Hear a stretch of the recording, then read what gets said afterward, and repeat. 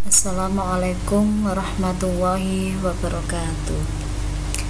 Pada pertemuan kali ini kita akan membahas mengenai bagaimana mengelola komunikasi massa. Nanti kita akan membahas dalam komunikasi massa ini berkenaan mengenai iklan, berkenaan dengan promosi penjualan, berkenaan dengan acara dan pengalaman, serta yang terakhir yaitu mengenai bagaimana kita membuat program hubungan masyarakat yang nantinya kita bisa mengenalkan atau mengingatkan kembali kepada target sasaran kita terhadap produk yang kita tawarkan. Iklan bisa dikatakan sebagai semua bentuk terbayar atas presentasi non-pribadi, dan bisa itu dikatakan sebagai promosi ide, barang atau jasa oleh sponsor yang jelas. Nah, iklan ini kalau kita tahu adalah sebuah komunikasi yang terjalin di antara produsen dan konsumen. Iklan bisa menjadi cara yang efektif dari segi biaya, yang mana adalah untuk mendistribusikan pesan, baik itu nanti tujuan akhirnya yaitu membangun orang bisa memilih, atau dikatakan di sini adalah preferensi sebuah merek, atau kita bisa mendidik atau membina atau mengelola konsumen kita dengan baik. Nah, dalam membuat sebuah iklan, kita tidak terlepas dari 5M. Apa itu 5M? Kita akan berhubungan dengan pertama, mission, yang kedua adalah money, yang ketiga adalah message, yang keempat media, yang kelima adalah measurement. Dari 5 item 5M ini tidak akan pernah terlepas dari pengelolaan dari sebuah iklan. Kita ngomongin sekarang yang pertama yaitu mission. Mission akan berkaitan dengan penentuan tujuan atau sasaran iklan. Kunci utama dalam merancang sebuah iklan yang efektif adalah menentukan tujuan dari periklanan itu sendiri.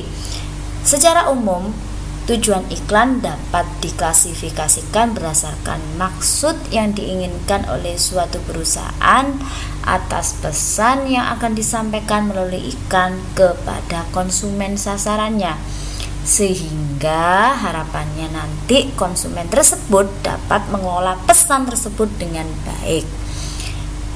Dan yang kedua, tak kalah penting banget dalam pengelolaan sebuah iklan, kita akan berhubungan dengan money. Nah, money ini tentu berkaitan dengan pemutusan atau penentuan anggaran periklanan. Dalam penentuan penganggaran periklanan ada beberapa faktor yang harus dipertimbangkan. Pertama, tahap-tahap dalam PLC. Apa PLC? Product life cycle-nya. Produk yang kita buat iklan ada di tingkatan PLC yang mana? Apa dia di tingkat pengenalan? Dia pada tingkat pertumbuhan atau malah penurunan? Nah, kita harus tahu PLC-nya ada di mana. Kedua, pangsa pasar juga kita harus tahu secara rinci. Ketiga, persaingan. Nah, persaingan di sini kira-kira pelaku untuk produk ini apakah sangat ketat atau hanya ada beberapa pemain saja. Keempat, frekuensi iklannya. Kita mau frekuensinya tinggi atau tentu kalau misalnya tinggi akan menentukan biaya yang akan kita keluarkan. Semakin tinggi frekuensi iklan yang kita keluarkan, tentu akan memakan banyak biaya. Dan yang terakhir dari money ini adalah kemampuan pengganti produk. Apakah produk yang kita pasarkan ini ada produk yang sejenis enggak? Semakin banyak produk sejenis yang ditawarkan sehingga menimbulkan banyak iklan, tentu kita akan harus punya inovasi dan kreativitas agar iklan yang kita buat ini harus semenarik mungkin dan menjadi perhatian dari konsumen kita. Yang ketiga yaitu message. Message di sini yang perlu diperhatikan adalah pesan atau konten dari iklan tersebut. Idealnya suatu pesan harus mendapatkan perhatian, kemudian harus menarik, membangkitkan keinginan, dan nanti pada akhirnya yaitu harus menghasilkan suatu tindakan orang untuk bisa membeli dari produk yang kita iklankan. Pengaruh pesan bergantung tidak hanya pada apa yang dikatakannya, tetapi juga bagaimana mengatakan pesan tersebut. Pertama, kita harus tahu membentuk iklan yang baik itu bagaimana.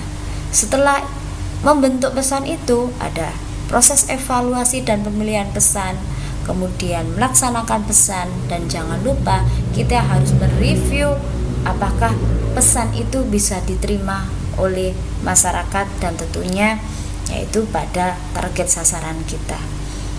Yang poin keempat adalah media.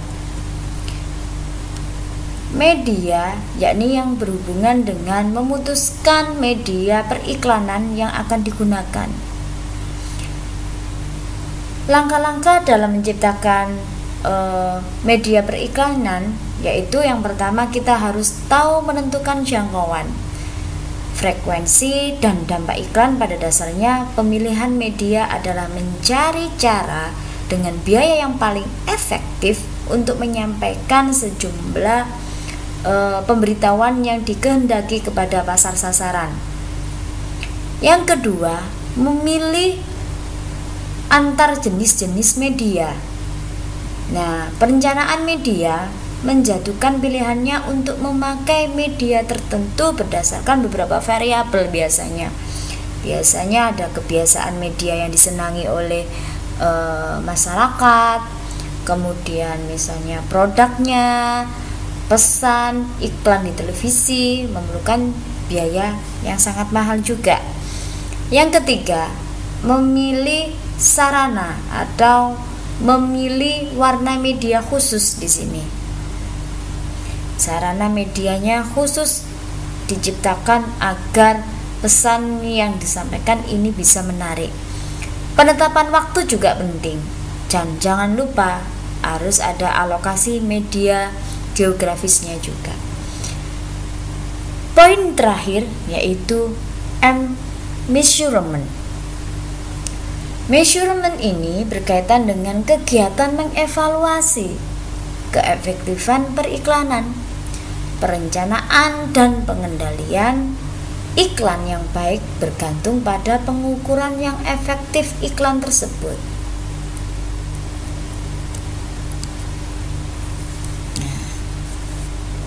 Menentukan tujuan iklan.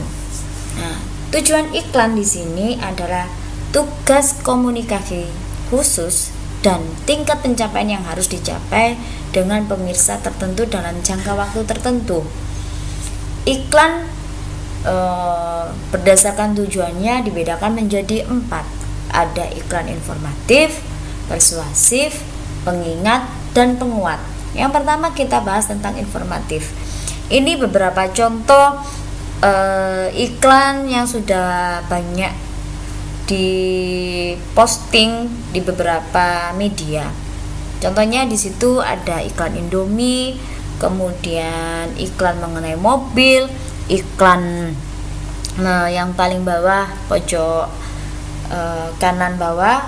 Contoh misalnya tentang rumah makan, Dan atasnya ini mengenai karaoke yang paling atas pojok kanannya itu beberapa dari Indomie, kemudian mobil, ada rumah makan, dan karaoke. Ini merupakan iklan informatif. Berikut ini akan saya tampilkan iklan informatif melalui video. Sebentar. Coba kita simak baik-baik. Habis kuah sebelah hot gelato. Sebelah hot gelato. Indomie sebelah hot gelato. Indomie sebelah hot gelato. Mie lebar plus. Kerupuk sebelah,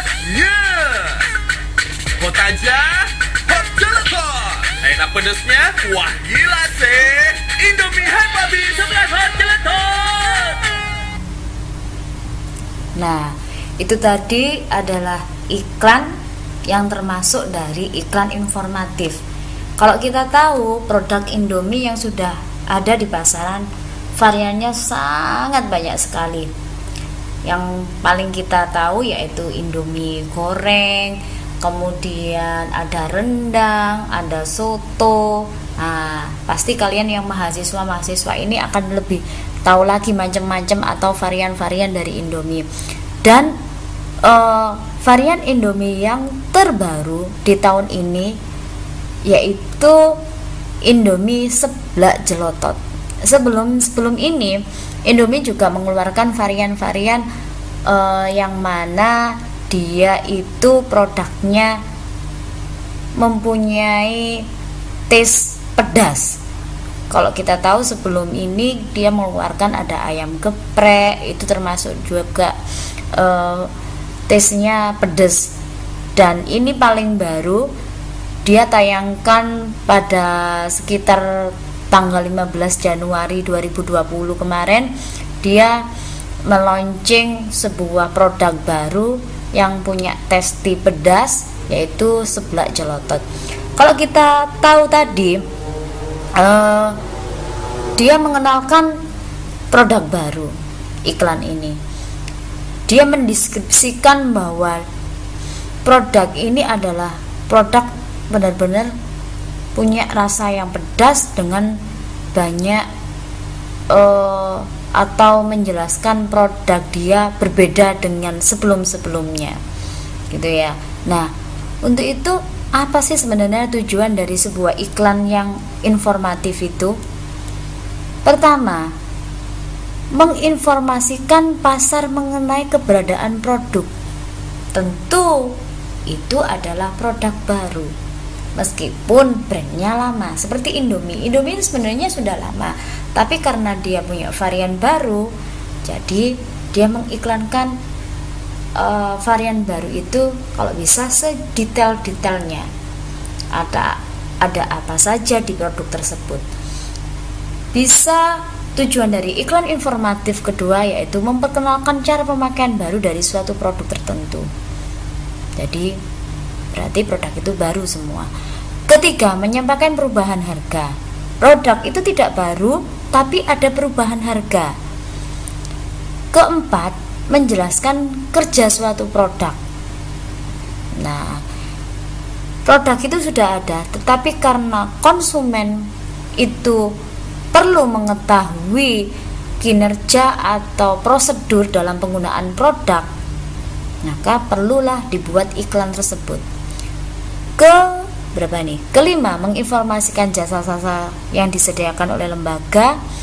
Itu misalnya di sini ada otomatis yaitu lembaga-lembaga atau organisasi yang bergerak dalam bidang jasa. Kemudian tujuan yang lain yaitu mengurangi kekhawatiran calon pembeli, maka perlulah dibuatlah sebuah iklan yang informatif sedetail mungkin agar orang itu akan yakin akan suatu produk itu. Dan yang terakhir, tentu akan membangun sebuah citra dari perusahaan. Jadi sebenarnya tujuan semuanya dari iklan informatif ini adalah akan pada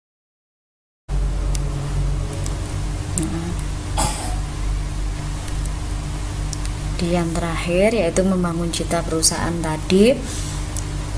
Pada intinya adalah nanti di tujuan iklan informatif, yaitu harapannya membentuk suatu permintaan.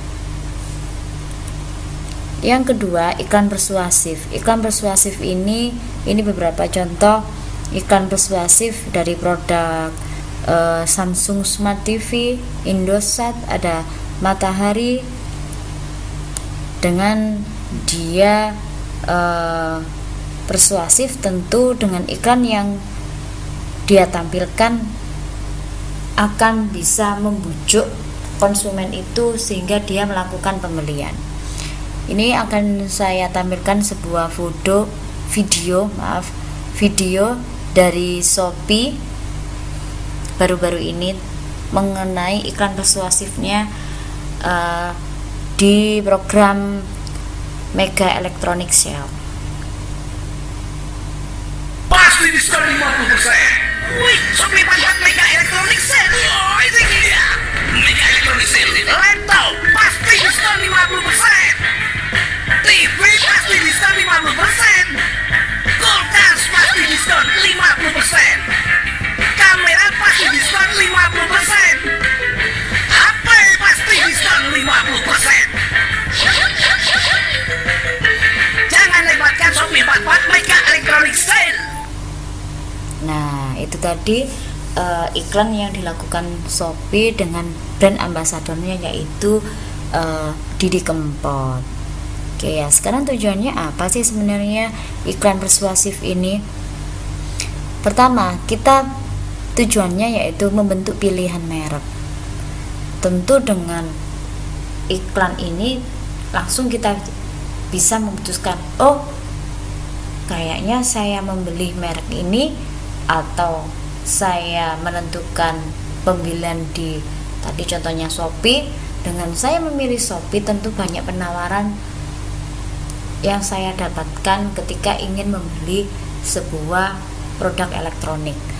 Kedua, mengalihkan pilihan ke merek tertentu. Nah, yang lain dia tidak merhatikan karena dia sudah terbujuk oleh iklan tersebut, sehingga yang lain dia tidak pedulikan. Oke, yang ketiga, mengubah persepsi pelanggan terhadap atribut produk.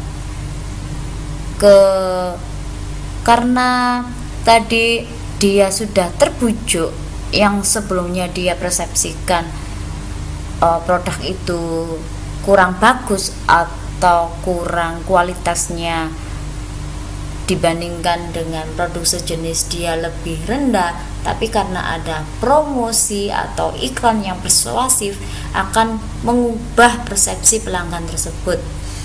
Keempat, mendorong pembeli untuk membeli saat itu juga. Nah, di iklan Shopee tadi kan ada batas tanggal, kalau nggak salah tadi tanggal coba kita lihat 9 Maret sampai 4 April. Jadi harapannya dengan iklan ini kita bisa melakukan pembelian antara periode 9 Maret sampai 4 April ini. Kalau kita lewat dari periode itu, maka kita tidak bisa melakukan pembelian. Oke. Iklan selanjutnya yaitu iklan pengingat atau reminder. Nah, sebenarnya produk itu sudah ada, sudah lama, dan sudah mungkin juga sudah terpatri atau sudah ada di alam bawah sadar kita sebenarnya produk-produk ini. Nah, ini hanya sebagai namanya juga pengingat, reminder lagi bahwa ada loh produk yang sering kita gunakan. Misal di sini ada marjan, di sini ada buah vita, di sini ada teh botol, yang mana brand-brand ini sangat kuat sekali. Ini salah satu video yang dilakukan oleh produk marjan. Timun Mas dan Buto Ijo terus berkejaran. Padahal mau lebaran. Tunggu. Jangan lewat ini. Sampai Timun Mas harus keluarkan senjata pamungkas. terasi. Ketiga ini menciptakan atau memperkuat persepsi tentang asosiasi citra merek kunci. Ya, kalau dengan sebuah acara tentu kita akan sebelumnya mempersepsikan sudah baik dengan acara dan berinteraksi, tentu akan membuat asumsi atau persepsi kita akan lebih yakin bahwa produk yang kita pilih ini memang benar-benar bagus. Keempat, memperkuat citra corporate. Contohnya yang dilakukan yang sering melakukan acara ini produk susu ya, produk susu yang dikeluarkan oleh Nestle. Nestle punya Lactogro, punya Denko, sehingga otomatis dengan sering banyaknya acara yang dia lakukan sehingga akan menaikkan citra dari Nestle tersebut. Oke, yang kelima, menciptakan pengalaman dan membangkitkan perasaan, karena di situ kita sangat dibantu untuk menyelesaikan atau memberikan informasi mengenai tumbuh kembang, berbagi pengetahuan, kemudian memberikan solusi sehingga kita mempunyai kedekatan di situ. Keenam, mengekspresikan komitmen terhadap komunitas dan masalah sosial. Ketujuh, menghibur klien kunci atau memberi penghargaan. Biasanya itu diadakan misalnya ada lomba-lomba. Kedelapan, menciptakan penjual barang, dagangan atau peluang promosi. Biasanya dengan event seperti ini juga mereka melakukan promosi penjualan juga. Misalnya dengan model bundling harga, dengan paket segini akan dapat potongan harga sekian, seperti itu. Yang ketiga, pemasaran pengalaman. Pemasaran pengalaman tidak hanya mengkomunikasikan fitur dan manfaat, tetapi juga menghubungkan produk atau jasa dengan pengalaman unik dan menarik.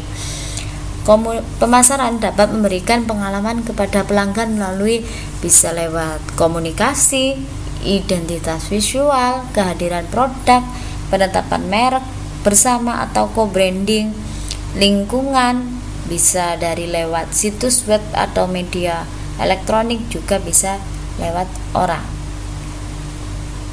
Ini contohnya yang dilakukan oleh Magnum. Dia menciptakan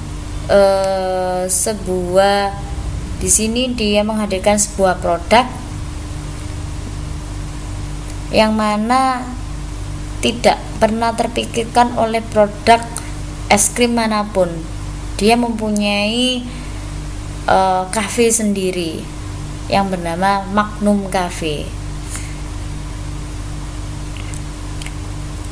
Yang terakhir yaitu hubungan masyarakat. Perusahaan tidak hanya berhubungan dengan pelanggan saja, pemasok dan penyalur, tapi juga dengan masyarakat keseluruhan, yang mana di sini adalah orang yang di luar dari semua proses dari sebuah produk. Masyarakat, semua kelompok yang memiliki minat aktual atau potensial atau mempengaruhi kemampuan perusahaan untuk mencapai tujuannya. Sedangkan untuk hubungan masyarakat di sini, berbagai program untuk mempromosikan atau melindungi citra atau produk individual perusahaan. Ini contohnya yang dilakukan oleh Steve Jobs di produk Apple-nya, Xiaomi. Memasarkan hubungan masyarakat biasanya melalui meluncurkan produk baru, mereposisi produk yang sudah matang atau sudah mulai declare. Ketiga, mempengaruhi kelompok sasaran tertentu. Keempat, mempertahankan produk yang menghadapi masalah pelik. Itu perlu kita harus komunikasi dengan masyarakat bahwa produk yang kita tawarkan ini memang, atau kita jelaskan secara detail mengenai produk yang kita tawarkan ini dengan baik, sehingga masyarakat tidak punya persepsi yang buruk. Kelima, membangun cita corporate dengan cara mencerminkan kesukaan dalam produknya. Nah, itu yang terakhir. Alat-alatnya biasanya yang digunakan yaitu publikasi. Publikasi di sini bisa dengan cara ada laporan tahunan, ada brosur, ada artikel, ada buletin dan majalah perusahaan, atau bahkan audio visual mengenai kegiatan-kegiatan sosial responsibility yang dimuat dalam sebuah majalah, atau juga iklan pun bisa dimasukkan dalam situ publikasi. Acara bisa perusahaan dapat menarik perhatian ke produk baru atau kegiatan perusahaan lain dengan mengatur acara khusus. Contoh, ada konferensi, ada pameran dagang, ada kontes atau kompetisi masuk di sini, yaitu untuk di hubungan masyarakat. Contohnya yang dilakukan oleh Kopi ABC kapan hari yang lalu, dia lakukan untuk membangun wirausaha yang mandiri dengan mengadakan kompetisi startup baru yang didanai. Pemberian sponsor, ada berita, ada pidato, ada kegiatan layanan masyarakat, ada media identitas masuk dalam hubungan masyarakat. Itu yang kita bahas pada pertemuan kali ini. Semoga bisa bermanfaat buat kalian ke depan, dan sampai jumpa di video-video berikutnya. Terima kasih.